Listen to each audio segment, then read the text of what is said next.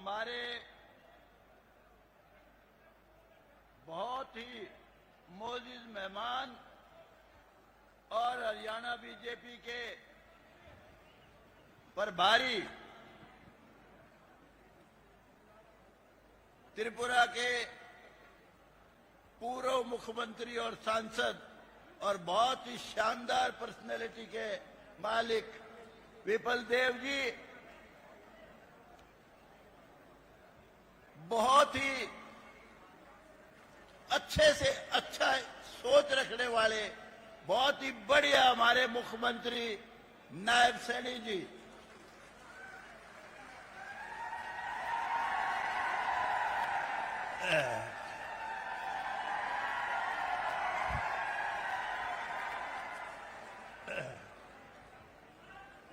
हमारी पार्टी के भारतीय जनता पार्टी के प्रधान, इस समय के एमएलए मेरे अजीज मोहनलाल बड़ौली जी, भाई थोड़े नाम लूंगा, सबके नाम लूंगा तो फिर देर हो जाएगी, जो बात मैं कहना चाहता हूं कह नहीं सकूंगा। हमारे पवार जी इस समय एमपी हैं, पहले मिनिस्टर रहे। हमारे मेरे अजीज अभी जो मेरे साथ शामिल हुए अनूप धानक जी, देखते ना कितना मान कर रहा हूं चोरे।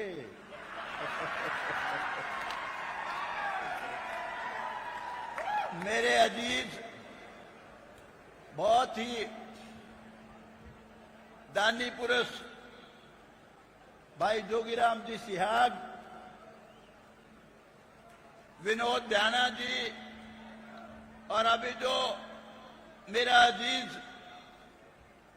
मेरे को उलाना दे रहा था, पूर्व फाइनेंस मिनिस्टर, कई मंत्रालय का मालिक, मेरा अजीज कैप्टन अभिमन्यु जी, जिसने मुझे कहा कि जी नकली दादे नकली पोते काम नहीं आया करते, पोते तो असली काम आया करें। तेरे भाग बहुत अच्छे हैं, आज मैं यहां हूं, बहुत लकी है तू। मेरे अजीज हांसी से विधायक विनोद ध्याना जी,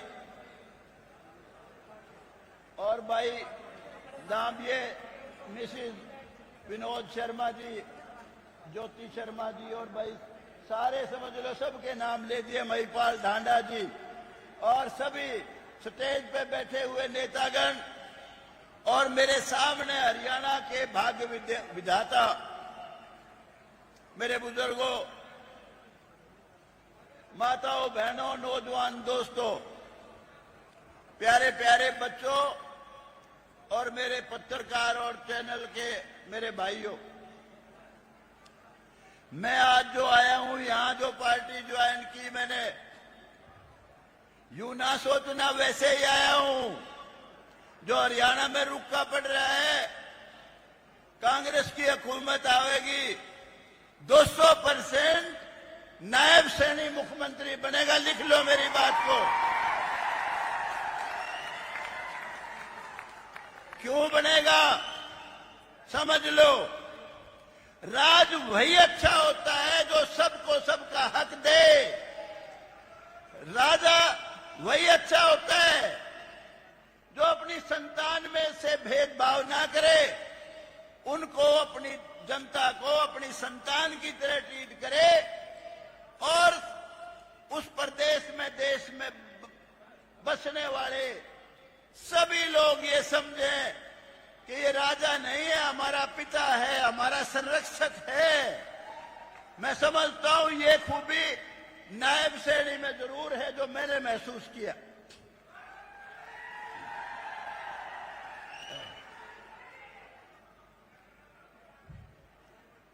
मनोहर लाल खट्टर जी ने जब हरियाणा में शुरू किया अपना कार्यकाल, उससे पहले हमने अनेक शासन देखे हैं, अनेक चीफ मिनिस्टर देखे हैं। उस समय लिस्ट का, पर्ची का जमाना था, मेरिट का कोई मतलब नहीं था। चाहे वो राज हो जिसमें बीजेपी भी सीरी थी। मनोहर लाल जी ने एक बहुत बड़ी शानदार रवायत शुरू की। जो आदमी सोचता था चपड़ासी लगेगा तो किसको पकड़ूं, सिपाही लगेगा तो किसकी सिफारिश ढूंढूं, आज जो सिपाही लगने की नहीं सोचता था, खट्टर साहब के राज में डीएसपी लगा, इंस्पेक्टर लगा, सब इंस्पेक्टर लगा, बड़ी बड़ी पोस्टों पे लगे। ये कोई छोटी बात नहीं थी, बहुत बड़ी बात थी। मेरिट के हिसाब से नौकरियां दी गई। बहुत लोग जो बहुत नफरत करते थे खट्टर साहब से, बीजेपी से भी करते हैं, वो सपने में भी नहीं सोच सकते उन आला का राज होता उसमें कुछ छावे था कि नहीं जो खट्टर साहब के राज में मिला। ये छोटी बात नहीं है। उन्होंने ये देखा ही नहीं खट्टर साहब ने ये तेरे खिलाफ वाला है, तेरे हक वाला है। नहीं भाई, मेरिट में कोई आओ। एक मेरा अजीज है अमरदीन, मेरा ड्राइवर है, मुसलमान बरादरी से मेरा बच्चा है। मैंने उसके साथ मैंने उसको भर्ती कराया था पुराने वक्त में। मैं उसको समझा रहा था, अरे बेटे तेरे 3 रिश्तेदार लग गए खट्टर साहब के राज में, अब ओढ़े के लूटेगा। इससे बढ़िया सरकार कोई हो नहीं सकती थी। कई भाई संविधान का वास्ता देते हैं, संविधान। अरे नौकरी गिनो, सबसे ज्यादा नौकरी तुम्हें मिली है, क्यों नफरत करते हो, क्यों नफरत करते हो बीजेपी से। और भाई कई भाई जो यूं कह दी हरियाणा तो मारा था, अरे यो कुकर खट रहा उरे। मेरे भाइयों, हम सब का यो देश है, सबका हरियाणा है, हम सब इसमें बसने वाले इस देश में सारे भाई हैं, सारे सब एक हैं, थोड़ा सा भी फर्क नहीं है। और ये जात पात ऊंच नीच भेदभाव ये इस देश का सत्यानाश करने की सबसे बड़ी बीमारी है। और ये भ्रष्टाचार इसने बीज मार दिया इस देश का। भाई खट्टर साहब ने और भी कई अच्छे काम किए थे। इलीगल कॉलोनी सारी लीगल कर दी, नहीं तो बहुत परेशानी से गुजर रहे थे लोग। और उसके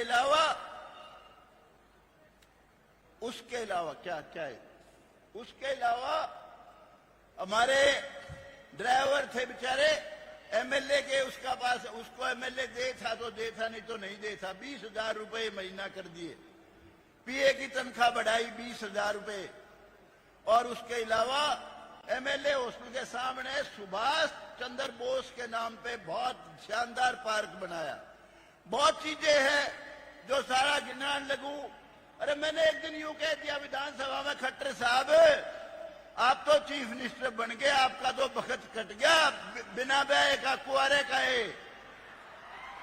मगर ये जो 35, 40 साल के हो गए, कुआरे मरेंगे, मगर आपने कोसेंगे।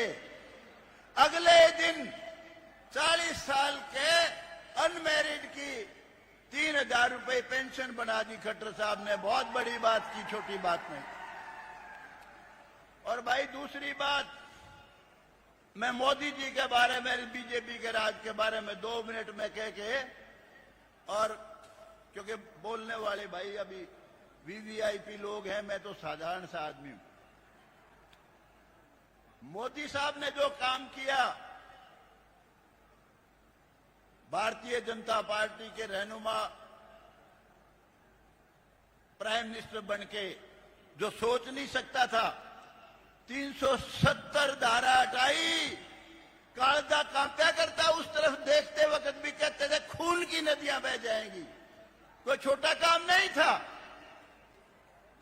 राम मंदिर का निर्माण, कई भाइयों कहते थे जी अभी 10 साल छेड़ो ना, छुओ ना, राम मंदिर का निर्माण कराया।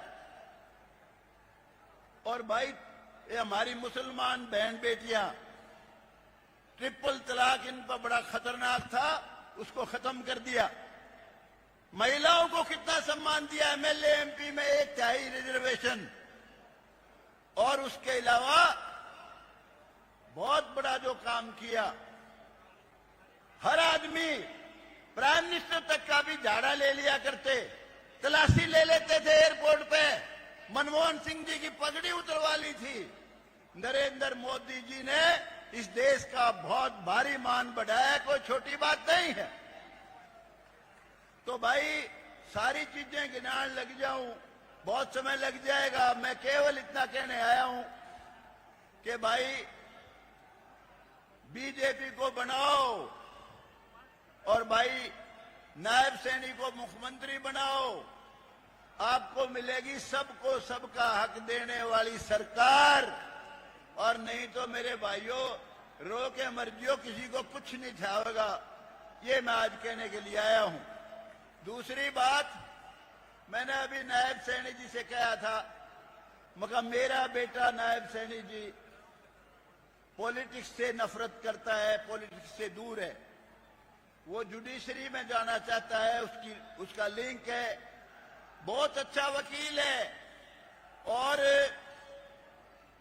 बार काउंसिल पंजाब हरियाणा चंडीगढ़ की का प्रेसिडेंट रहा है। वो कहता है पापा राजनीति तो सिर्फ मैं आपके इलेक्शन में करता हूं, उसी वक्त आता हूं, मेरी कोई रुचि नहीं, लेकिन मुझे एक बार इस आप वाली पार्टी में भी शामिल करा दो जिसमें आप शामिल हो रहे हो। तो मैंने नायब सैनी जी से प्रार्थना करिए भाई उसको भी शामिल कर लो। आया हुआ, आजा बेटा। आपने सबने यूं बताओ, राज बनाओगे कि नहीं? नायब सैनी को मुख्यमंत्री बनाओगे कि नहीं? शाबाश भाई, बहुत बहुत धन्यवाद।